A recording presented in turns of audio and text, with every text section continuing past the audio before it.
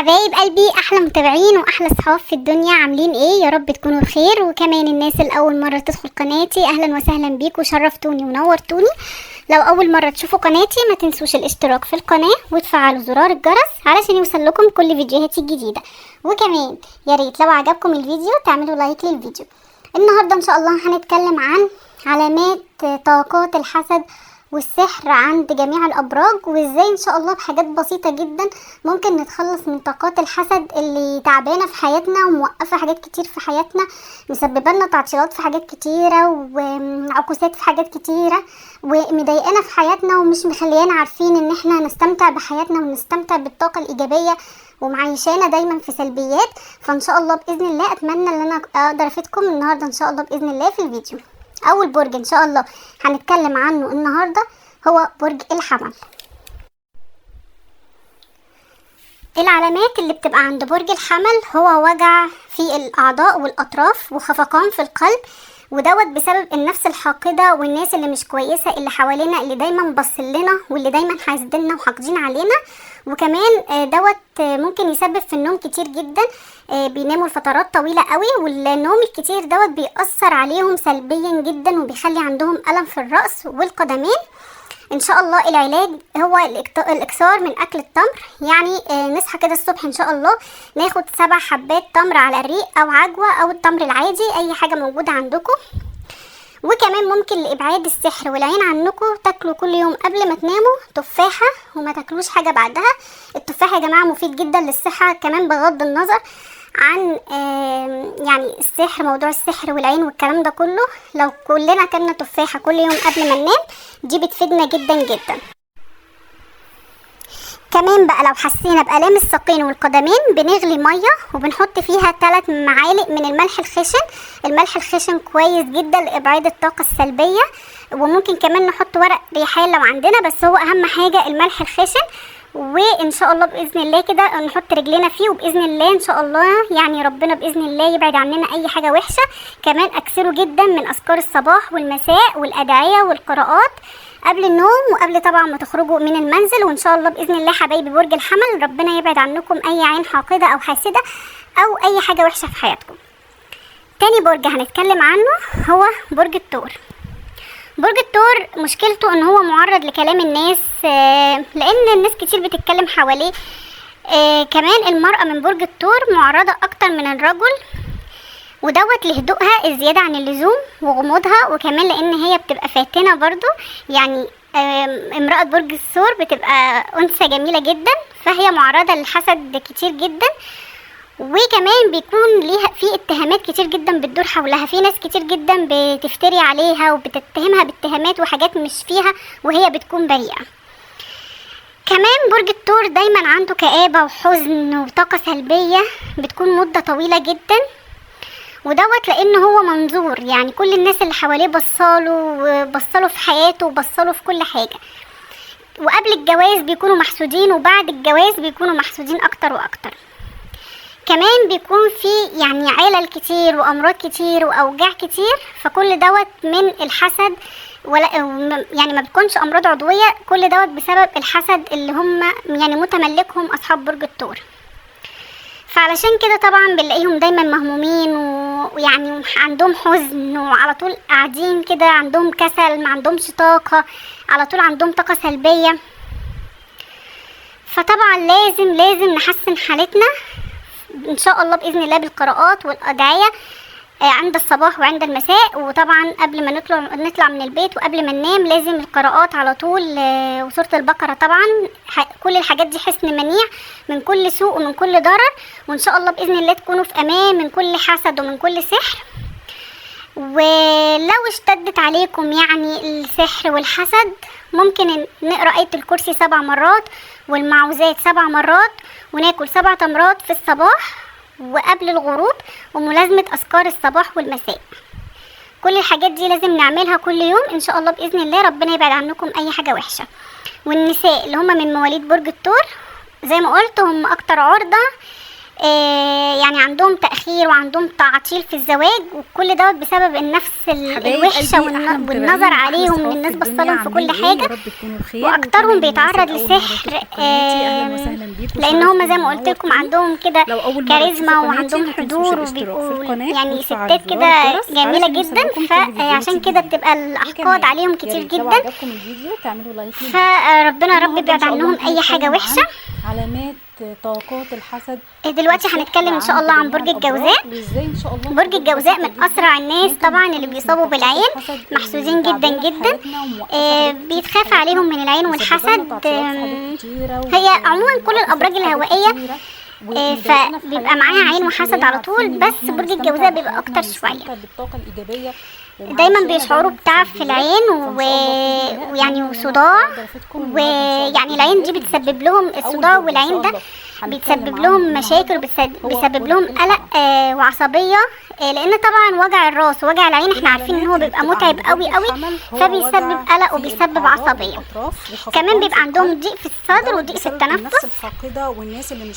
يعني لو قدرتوا ان انتوا تستحموا بماء البحر يعني بيكون كويس جدا. ما قدرتوش ممكن ميه فيها ملح خشن وتقوموا بالاستحمام بيها، وطبعا نقرا الرقيه الشرعيه، يعني نجيب ميه ونحط فيها ملح خشن ونقرا الرقيه الشرعيه ان شاء الله ونستحمى بيها او نتوضى بيها، وان شاء الله باذن الله ربنا يبعد عنكم اي حاجه وحشه. وبرده نكسر من القراءات سوره البقره والاذكار، ويعني هي سوره البقره هتبقى صعبه اللي احنا نقراها كل يوم، حتى لو كل يوم بس يعني ايه الكرسي والمعوذتين بتكون كافيه جدا ان شاء الله. الصحه كمان بغض النظر. دلوقتي بقى هنتكلم عن برج السرطان. موضوع السحر والعين والكلام ده كله، برج السرطان لو عايز تعمل اي حاجه وتكمل على خير وعايزه ينجح لازم كمان بقى لو حسينا بآلام الساقين والقدمين علشان يتم على احسن حال، لان انت مشكلتك ان انت العين بتجيلك من يعني من اقرب الاقربين، ولما بتتكلم عن اي حاجه بتعملها او اشياء خاصه بيك فبتكون يعني ان شاء الله يعني ربنا العين رصدات بطريقه كبيره جدا. كمان اكثروا جدا ومن الامراض اللي ممكن تجيلكم من تحسسكم يعني ان انتوا عندكم سحر او حسد، خفقان القلب والحزن ووجع في العظام والمفاصل وغثيان المعده. وزي ما قلت لكم مشكلتكم اللي انتوا العين والحسد بتجيلكم من اقرب المقربين والاصدقاء، هو معرض لكلام الناس دايما بيتمنوا لك اللي انت تبقى في حزن وفي شقاء. كمان المرأة من فلو اردت الشيء اللي انت تبقى كويس وان ربنا يشفيك لازم ولازم تذكر الصباح والمساء، وما تتكلمش عن اي حاجه تخصك مع اي حد في الدنيا. حاول قدر الامكان اللي انت تتكتم على جميع اسرارك يا برج السرطان. كتير جدا. وزي ما قلت برضه في بقيه الابراج ممكن انت تستخدم الملح الخشن في ناس كتير جدا بتفتري عليها وبتتهمها تستحمى بيه او تتوضى بيه، وان شاء الله باذن الله هيفيدك جدا جدا. كمان برج الثور دايما عنده كآبة زي ما قلت وحزن طاقه سلبيه بتكون مده طويله دلوقتي ان شاء الله هنتكلم عن برج الاسد. هو منظور يعني كل برج الاسد برضه بيعاني مولود الاسد من الحسد من اقرب الاقربين اليه، وقبل الجواز بيكونوا محسودين وبعد يعني الجواز الحاسدين ليه كتير جدا اكتر واكتر. بسبب الحسد ده ممكن تخسر حاجات كتيرة جدا في حياتك، خصوصا في امورك الماديه. علشان كده لازم تخلي بالك جدا جدا من قرايبك يا برج الاسد. وتاثير العين والحسد عليك دلالته اللي انت بيبقى عندك اوجاع في الرقبه وفي العمود الفقري وصداع في الراس ووجع في القدمين والاطراف وكمان وجع في المعده، والعلامات دي بتدل على السحر والحسد في بعض الاحيان. كمان بتعاني من التقلب في النوم والقلق وضيق النفس في الليل. ان شاء الله باذن الله علشان كده لازم اللي انت يعني بالليل تحاول اللي انت تقرا آية الكرسي والمعوذتين قبل ما تنام، وسورة البقرة طبعا كل الحاجات ان شاء الله باذن الله هتفيدكم بصوره كبيره جدا. وبرده الاستحمام بالماء والملح الخشن كويس جدا ليكم. لو قدرتوا ان انتوا تستحموا بماء بحر او تنزلوا في بحر دوت بيبقى احسن ليكم. كمان برج عذراء. برج والمعوذات عذراء 7 انت مرات، ذكي جدا، وناكل 7 ودوت تمرات في بيلفت الصباح الانظار اليك وقبل الغروب، وبيسبب وملازمة ليك أذكار الحسد، الصباح وكمان والمساء. خصوصا اولادك كل بيبقوا الحاجات دي محسودين لازم جدا يا برج نعملها كل العذراء. يوم ان شاء الله بإذن وعلامات الله الحسد ربنا عليك يبعد عنكم بتظهر في اي حاجه الرقبه وحشه. والكتاف والنساء اللي هم من والركب مواليد برج الثور والام زي في ما قلت اسفل هم اكتر ومنتصف عرضه الظهر، وبيبقى يعني كمان عندهم عندك تأخير وعندهم تشنجات وضيق في تعطيل في الزواج، التنفس. وكل دوت بسبب النفس عشان الوحشه يعني والنظر عشان ان شاء الله عليهم باذن والناس الله بصلهم في كل يكون حاجه. في شفاء. واكترهم ممكن بيتعرض لو تقدر لسحر، انت تشرب ماء زمزم عليه بعد ما لانهم نقرا زي ما عليها قلت ايه لكم عندهم الكرسي كده والمعوذتين، كاريزما وعندهم يبقى كويس حضور جدا وبيبقوا ليك. يعني ستات كده جميله جدا. وكمان عشان تقرا كده بتبقى الاذكار الاحقاد عليهم وسوره كتير البقره جدا، والمعوذتين بيكون برضو مفيد فربنا جدا رب ليك. يبعد عنهم اي حاجه برج وحشه. الميزان برج هوائي ومنظور برضو بكثرة، دلوقتي عليه هنتكلم ان شاء الله عن حسد برج كبير الجوزاء. جدا، لان برج العيون بقى الجوزاء من اسرع بتلحقه الناس جوه طبعا اللي وبره، بيصابوا يعني مش بالعين، ملاحق، محسودين جدا جدا. بتتعرض للحسد بيتخاف بصورة عليهم كبيرة من العين جدا. والحسد. عشان كده لازم تتجنب هي العيون دي، عموما كل الابراج لانها الهوائيه بتأثر عليك بألم في الظهر وفي فبيبقى العمود معاها عين الفقري وحسد على طول، وفي بس الكتاف. برج الجوزاء بيبقى اكتر شويه. كمان بتشعر بتنميل في دايما الجانب الايسر بيشعروا من بتعب في جسمك العين وفي اطراف الاصابع يعني بتاعتك. وصداع، ويعني العين دي بتسبب عشان لهم تبعد الصداع الحاجات دي والعين عنك ده يا برج الميزان، بتسبب لهم تمسح مشاكل يعني وجهك بتسبب لهم قلق قبل ما تخرج من البيت وعصبيه، بماء الورد، لان طبعا وتقرا وجع الراس وجع المعوذتين العين احنا عارفين ان هو بيبقى متعب قوي قوي، والاذكار والمعوذات، وان انت وبيسبب تتكتم على عصبيه. اسرارك، دي اهم كمان حاجه بيبقى يا عندهم برج ضيق في الميزان. الصدر وضيق في برج التنفس. العقرب اكتر حاجه بيعانيها يعني هو لو الصداع قدرتوا بدون ان انتوا سبب، تستحموا والامراض بماء بتجيلك البحر فجاه. يعني بيكون كويس جدا. ما دوت من قدرتوش تأثير العين ممكن والحسد، ميه كمان فيها ملح بيجيلك ألم خشن في وتقوموا الراس وإرهاق بالاستحمام بيها، وطبعا ووجع في نقرا الرقية القدمين، الشرعية. ودايما عندك يعني قلق وهم نجيب ميه وحزن ونحط فيها ملح خشن والناس ونقرا الرقية الشرعية بتتهمك بالنميمة، فعليك ونستحمى بأذكار بيها الصباح او والمساء. نتوضى بيها، وان شاء الله لأن باذن الله يعني اللي انت فيه ربنا ده يبعد بسبب عنكم ان اي الناس حاجه وحشه. بتتكلم وبرده كتير عن نكسب من أعمالك القراءات سوره البقره والاذكار وانجازاتك، ان انت يعني قد ايه سورة شخص البقرة هتبقى مميز، صعبة فالناس إن إحنا بتتكلم نقراها كل عنك يوم، كتير، حتى لو كل يوم والناس بس يعني آية بتتكلم عن الكرسي اعمالك، والمعوذتين فدوت بيخليك كافية تتعرض جدا إن شاء للحسد الله. من المقربين والاهل. وعلشان دلوقتي تحمي بقى نفسك هنتكلم عن برضو برج عليك السرطان. كثرة الاستحمام بالماء والملح الخشن، برج وكثرة السرطان لو الدعاء عايز تعمل عند اي نزول حاجه المطر وتكمل على خير وقبل الفجر وعند الغروب، وعايزه ينجح وان شاء الله باذن الله ربنا تقدموا باذن الله يبعد عن عنكم اي حاجه وحشه. علشان يتم هنتكلم على دلوقتي أحسن عن برج حال. القوس. برج القوس من اكثر الابراج تاثرا بالحسد بسبب ان هو يعني زي النجم كده، بيبقى ليه كده وهج وبيطلق. او اشياء خاصه بيك فبرج القوس من علامات الحسد عنده ان هو عنده كثرة الهم والغم بدون سبب، وبيدخل في كئابة، وعنده ضيق في صدره وقلبه كده بيتنفض، ودايما بيتوجع. يعني اي حاجة بيعملها بيتوجع لان الالام مختلطة عليه، فعنده وجع كتير جدا. وزي ما قلت لكم لان هو طبعا بيمتلك كاريزما يعني خاصه كده بيهبها له ربنا، فبيكون محبوب جدا ومرح، ووقت ما بيبقى موجود في اي مكان بيديله جو كده وبهجه، ودوت بيسبب له الحسد من الدرجه الاولى. لازم ملازمه الاذكار وطبعا يعني اغلب السهام العين اللي بتصيبه بسبب نفوس حاقده، يعني مليانه غل وقلوب قاسيه ما عندهاش رحمه، بيحسدوه وبيرموا نظراتهم عليه، فبيبقى تعبان جدا وعنده اوجاع كتير جدا وعنده هم على قلبه يعني زي الجبال، وباله ما بيهداش وبيتنقل من حال لحال، ودايما بتشوف ان هو متعثر وتعبان في حياته. فعليه ان هو عليك يا برج القوس اللي انت اهم حاجه اللي انت تتكتم على اسرارك، ما تقولهاش لحد علشان ما حدش يحسدك وما حدش يديك عين وحشه. فحافظ على نفسك وحافظ على حياتك وحافظ على اسرارك، وعلشان ان شاء الله باذن الله ربنا يشفيك ويحصل استشفاء. تتناول 7 حبات من التمر على الريق لمدة 7 أيام بداية كل شهر قمري. كمان تستحمى بالماء والملح الخشن، وطبعا الأذكار والمعوذات، وإن شاء الله بإذن الله ربنا يبعد عنكم أي حاجة وحشة. العلامات دي بتدل هنتكلم دلوقتي عن برج الجدي والحسد في بعض الأحيان. كمان برج الجدي في النوم والقلق وضيق النفس في الليل، يعني بيتعرض لنفوس حاقدة، دايما مراقبة كل اللي حواليه، كل مراقبة أمواله، مراقبة بيجيب ايه، بيشتري ايه، بيعمل ايه، الناس كلها قاعدة متربصة ان شاء الله باذن الله. يعني اغلب مواليد برج الجدي بيبقوا تعبانين جدا في حياتهم، عندهم قولون عصبي، عندهم انتفاخ في البطن، عندهم اوجاع في الراس، الم في القدمين، ما بيناموش كويس، بيسهروا بالليل وبيناموا بالنهار، عندهم تشاؤم واكتئاب، مل الوحدة، عندهم امراض جهاز هضمي. وبيسبب ليك الحسد. يعني وكمان ربنا يا رب يبعد خصوصا عنكم اولادك اي حاجه بيبقوا وحشه. محسودين جدا يا برج العذراء. والعلاج بتاع وعلامات الحسد عليك تقروا بتظهر سوره في الرقبه الصفات 7 مرات، والكتاف وسوره قاف 7 والركب، مرات وسوره القلم 7 والام في مرات اسفل وسوره النجم 7 مرات الظهر. وآية الكرسي وبيبقى 7 كمان مرات عندك تشنجات وسورة وضيق في الفلق التنفس. 21 مرة.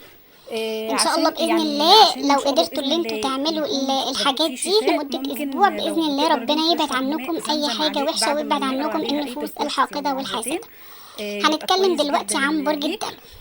برج الدلو بيصاب بالعين وكمان تقرا والحسد. الاذكار وسوره البقره يعني والمعوذتين بيكون برضو مبسوط كده مفيد جدا وفرحان ليك. وقاعد مفيش برج اي حاجه، الميزان فجاه تلاقي اتقلب برج حالك هوائي من حال الى ومولود حال، برضو بكثرة عليه يجيلك هيجان كده حسد كبير شديد، جدا، تنفعل لان بسرعه العيون جدا. بقى بتلحقه جوه وبره يعني سوري مش معلش. ملاحق. بتتعرض يعني للحسد بصورة كبيرة بيتقلب جدا. حالك كده. عشان كده لازم تتجنب كمان العيون بيبقى دي، عندك ألم في لان هي الأمعاء بتأثر عليك وألم في بألم البطن، في الظهر بتحس وفي كده العمود بطنك كأنها الفقري وفي الكتاف. بتتمزق، وعندك قولون عصبي كمان وارتفاع ضغط الدم. بتشعر بتنميل في الجانب الايسر من فكل جسمك دوت بسبب العين والحسد اللي انت الاصابع فيها. بتاعتك. فممكن تاكل عسل عشان تبعد مخلوط الحاجات بالحبة دي السوداء عنك اللي يا هي برج حبة الميزان، البركة. تمسح بعد يعني ما وجهك تقرا عليه قبل ما تخرج من البيت الرقية بماء الشرعية، الورد، بيبقى حلو وتقرا جدا مفيد جدا المعوذتين ليك. وكمان عليك ان انت الاذكار دايما والمعوذات، اذكار وان انت الصباح والمساء تتكتم على يوميا، اسرارك دي اهم وتكثر من حاجه يا الدعاء برج الميزان. الصبح قبل ما برج تخرج من العقرب البيت. اكتر حاجه وكمان بيعانيها هو تمسح الصداع بدون سبب، وجهك والامراض بماء بتجيلك الورد. فجاه. يعني هنتكلم من دلوقتي تأثير عن العين برج الحوت. والحسد. كمان برج بيجيلك الحوت ألم في بيتأثر الراس كتير وإرهاق جدا بالعين ووجع والحسد، في خصوصا القدمين، من ودايما عندك من قلق الأصدقاء وهم والمقربين. وحزن فدايما بيبقى حواليك بتتهمك أصحاب النفوس بالنميمة. الخبيثة والعيون فعليك الحاسدة بأذكار الصباح والحاقدة والمساء، عندك كتير جدا. لان يعني اللي انت فيه الناس ده وحشة بسبب كتير ان جدا الناس حواليك يا بتتكلم برج كتير الحوت. عن اعمالك وطبعا بيتخاف عليك من أصحاب النفوس السيئة وانجازاتك، ان انت قد ايه شخص اللي مميز، دايما والناس بيعملوا لك بتتكلم عنك الأعمال كتير. علشان يسدوا عليك أبواب والناس الرزق. يعني بتتكلم عن اعمالك، فبتعاني دايما فدوت من بيخليك الحيرة. تتعرض لحسد من المقربين والاهل.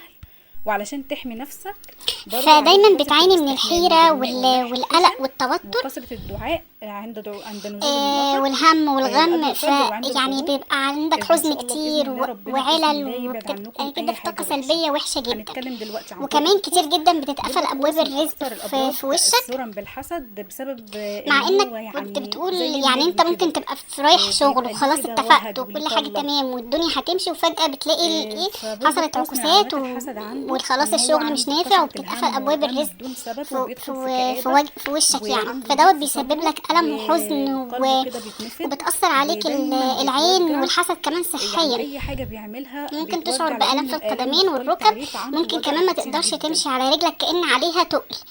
لان هو طبعا يعني بيمتلك عليك اللي انت كاريزما تاكل يعني 7 خاصة تمرات كده يوميا على بيبقى الريق، دوت ربنا، بيساعد على فبيكون حمايتك من محبوب الحسد. جدا وطبعا ومرح، الاستحمام بماء ووقت ما بيبقى يعني موجود ماء في اي البحر او مكان ماء بيديله عليه جو ملح كده خشن، وبهجة، ودوت بيسبب له والرقية الحسد من الشرعية الدرجة الأولى. والمعوذات 7 مرات. وطبعا يعني ودايما اغلب السهام العين يعني اللي ما تسيبش بتصيبه الأذكار من بسبب نفوس ايدك وما حاقدة، تسيبش يعني القرآن من مليانة ايدك، غل حاول تتقرب وقلوب لربنا قدر قاسية ما الإمكان. عندهاش رحمة. ربنا يا رب حبايبي يبعد عنكم أي بيحسدوه حاجة وبيرموا وحشة ويبعد نظراتهم عليه، عنكم النفوس الحاقدة فبيبقى تعبان والحاسدة. جدا وعنده أتمنى يا رب أوجاع ان انا كتير اكون قدرت جدا افيدكم في وعنده الفيديو. هم على بحبكم قلبه، جدا جدا يعني زي جدا. لو الجبال اي حد عايز وباله استفسار ما عن اي بيهداش حاجة يسيب لي كومنت، وبيتنقل انا من هرد كل عليكم. حال، بحبكم جدا ودايما وبحب بتشوفه ان هو كومنتاتكم، متعثر بتبسطني وتعبان في وبتفرحني حياته. وبتدعمني وبترفع من روحي المعنوية فعليه وبتخليني ان هو اكمل عليك يا برج واستمر معاكم. القوس ان انت اهم بحبكم حاجه جدا ان يا انت احلى ناس في تكتم على الدنيا، وان شاء اسرارك، الله ما حبايبي تقولهاش اشوفكم في لحد، فيديو جديد وهتوحشوني جدا. علشان وباي محدش باي. يحسدك ومحدش يديك عين وحشه. فحافظ على نفسك وحافظ على حياتك وحافظ على اسرارك، وعلشان ان شاء الله باذن الله ربنا يشفيك ويحصل استشفاء. تتناول 7 حبات من التمر على الريق لمدة 7 ايام بداية كل شهر قمري. كمان تستحمى بالماء والملح الخشن، وطبعا الاذكار والمعوذات وان شاء الله باذن الله ربنا يبعد عنكم اي حاجة وحشة. هنتكلم دلوقتي عن برج الجدي. برج الجدي يعني بيتعرض لنفوس حاقدة، دايما مراقبة كل اللي حواليه، كل مراقبة أمواله، مراقبة بيجيب ايه، بيشتري ايه، بيعمل ايه. الناس كلها قاعدة متربصاله. يعني أغلب مواليد برج الجدي بيبقوا تعبانين جدا في حياتهم. عندهم قولون عصبي، عندهم انتفاخ في البطن، عندهم أوجاع في الرأس، ألم في القدمين، ما بيناموش كويس، بيسهروا بالليل وبيناموا بالنهار، عندهم تشاؤم واكتئاب، مل الوحدة، عندهم امراض جهاز هضمي. يعني ربنا يا رب يبعد عنكم اي حاجة وحشة.